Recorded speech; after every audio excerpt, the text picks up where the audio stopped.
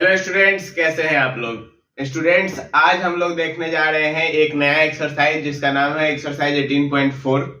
इस एक्सरसाइज को जानने से पहले हम लोग इसके कॉन्सेप्ट को भी जानेंगे। जैसे कि इसमें जो हम लोग को पढ़ना है वो है ज्योमेट्रिक मीन के बारे में। तो पहले हम लोग जानेंगे कि ज्योमेट्रिक मीन क्या होता है और उसके बाद तब फिर हम लोग इस एक्सरसाइज के क्वेश्चंस के साथ भी डील करेंगे। तो चलिए शुरू करते हैं आज के लेक्चर को बिना किसी देरी के।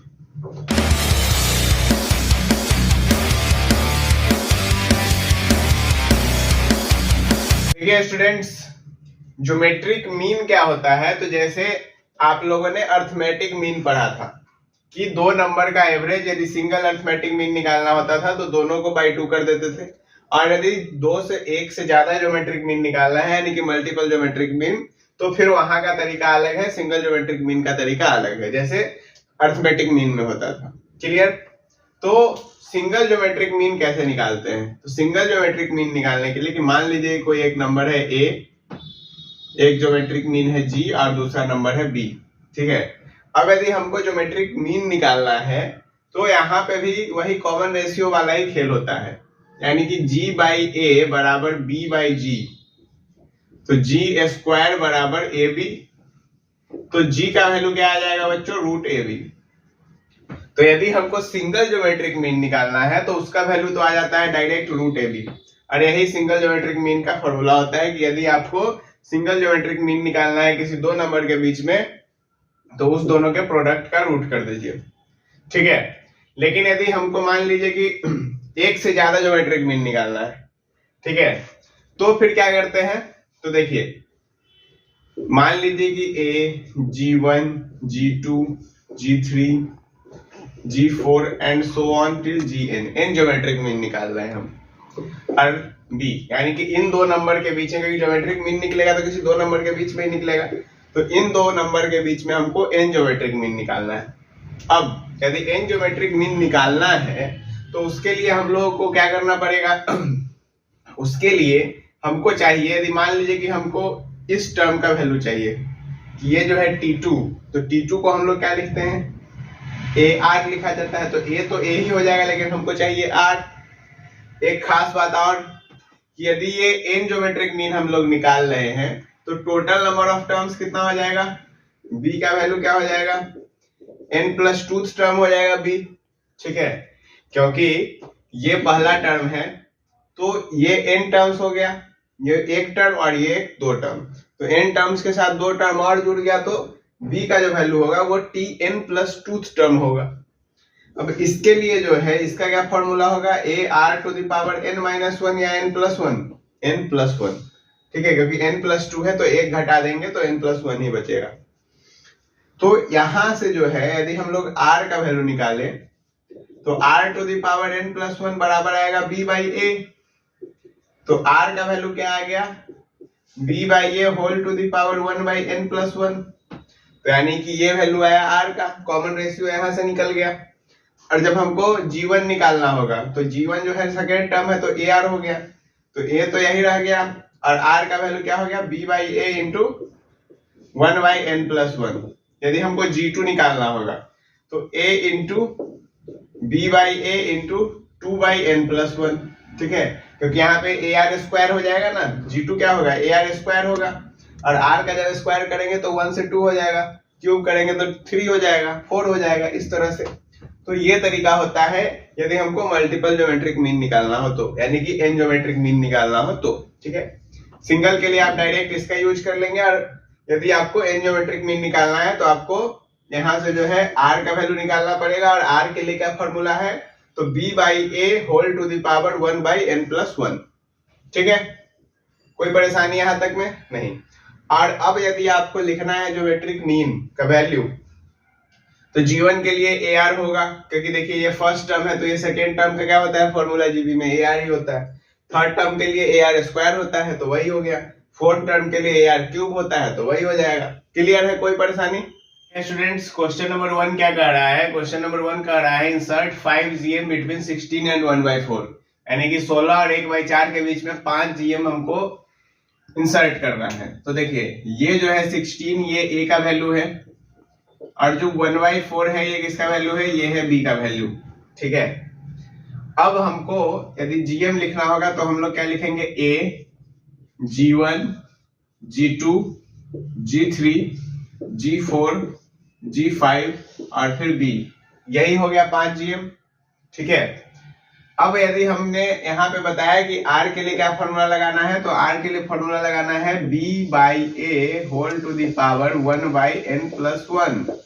B का वैल्यू है 1/4, A का वैल्यू है 16 और होल टू द पावर 1/5+1, यानी कि ये बन गया 1/64 होल टू द पावर 1/6। तो ये जो है 1/2 पे पावर 6 है, क्योंकि 2 का पावर 6 64 होता है, और इंटू 1/6। तो ये क्या बन गया बच्चों, ये बन गया R का वैल्यू 1/2। अब यदि हमको यहाँ पे G1 निकालना है तो G1 के लिए क्या फॉर्मूला है, AR, यानी कि A का वैल्यू कितना 16 इंटू 1/2 कितना 8, तो ये आ गया G1 8। G2 निकालना है तो AR², तो 16 इंटू 1/4, तो ये हो गया 4। G3 निकालना है तो AR3, तो 16 इंटू 1/8, यानी कि ये कितना हो गया 2 हो गया। यदि हमको G4 निकालना है तो ये हो गया AR⁴, तो 16 इंटू 1/16, यानी कि ये हो गया 1। और हमको यदि G5 निकालना है तो ये कितना हो गया AR5, R⁵, तो 16 इंटू 1/32, दैट इज 1/2 हो गया। तो 5 जो GM थे वो क्या हो गया 8, 4, 2, 1 और 1/2। क्लियर है, कोई दिक्कत? चलिए अब हम लोग चलते हैं क्वेश्चन नंबर 2 की ओर। देखिए स्टूडेंट्स, क्वेश्चन नंबर 2 का answer 2 number between 3 and 81 so that the resulting sequence is GP, यानी कि 2 नंबर आपको 3 और 81 के बीच में इंसर्ट करना है, यानी कि यहाँ पे 2 GM निकालना है 3 और 81 के बीच में, ताकि वो जो सीक्वेंस है वो अपना जीपी में रहे। तो देखिए हमारा जो सीक्वेंस बनेगा वो कुछ ऐसा बनेगा 3, G1, G2 और 81।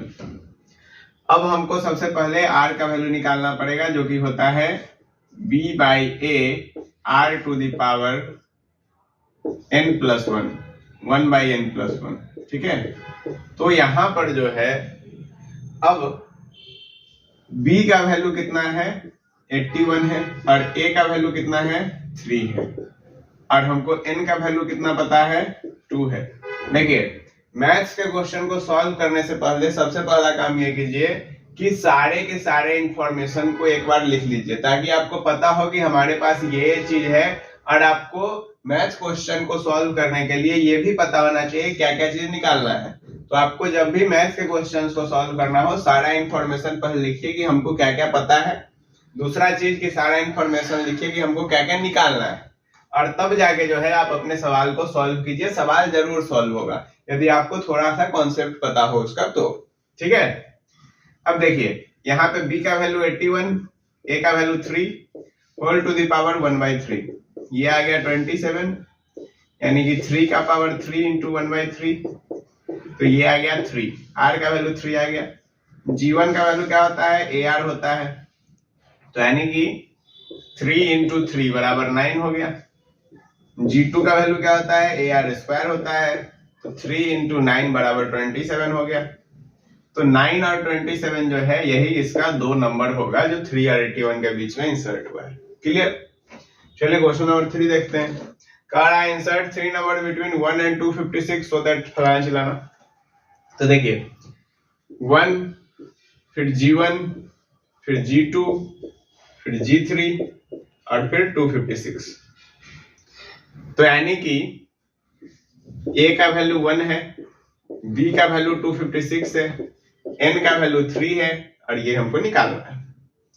तो R निकालेंगे B/A whole to the power 1/n+1, B का वैल्यू 256 बाई 1, 1/1+4, तो ये जो है 1+3, 4 नहीं, तो ये जो है 256 होल टू द पावर 1/4 आया, तो यानी कि ये वैल्यू 4 लाएगा।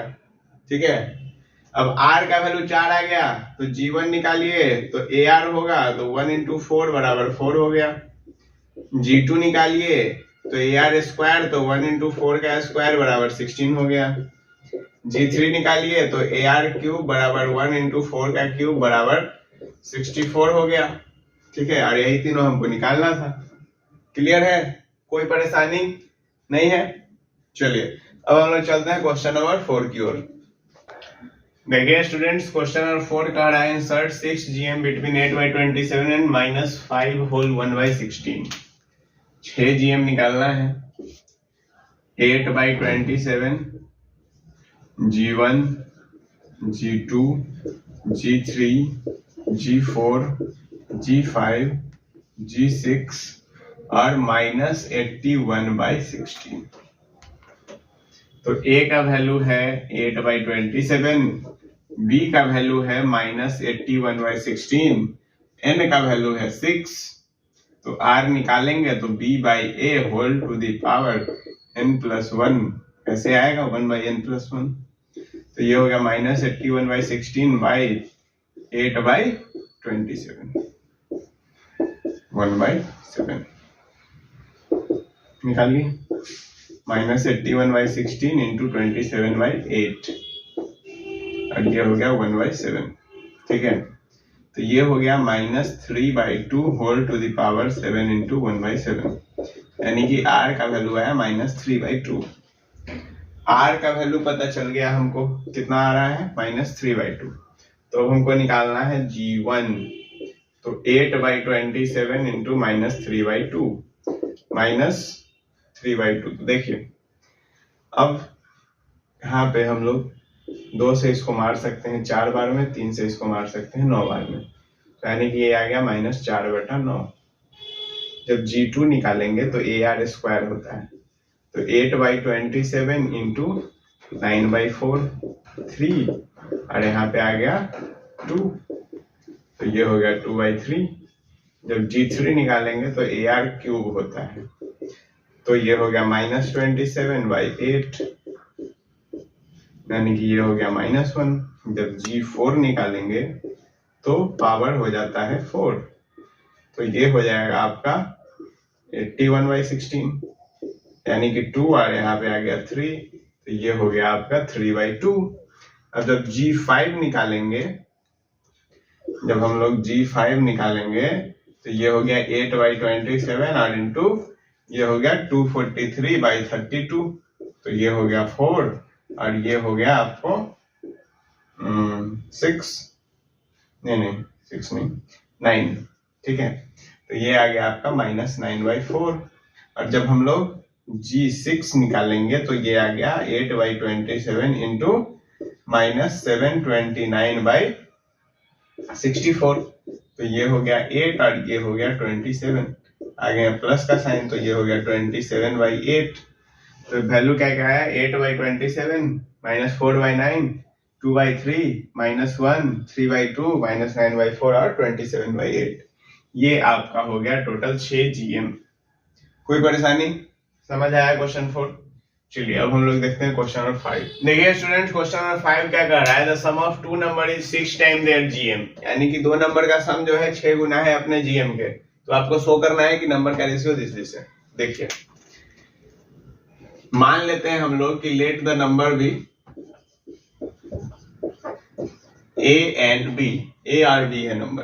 तो कह क्या रहा है कि A + B बराबर क्या है 6√AB। रूट AB क्यों कर रहे हैं हम लोग, क्योंकि GM जो है वो √AB ही होगा।